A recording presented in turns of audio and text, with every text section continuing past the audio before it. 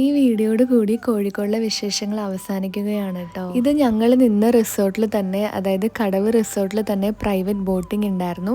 അപ്പം ഞങ്ങൾ എല്ലാവരും കൂടി അതിന് പോയതാണ്. നല്ല അടിപൊളി എക്സ്പീരിയൻസ് ആയിരുന്നു കേട്ടോ. എനിക്ക് ഭയങ്കരമായിട്ട് ഇഷ്ടമായി. എനിക്ക് ഈ ബോട്ട്, വെള്ളം ഇതൊക്കെ ഭയങ്കര ഇഷ്ടമാണ്.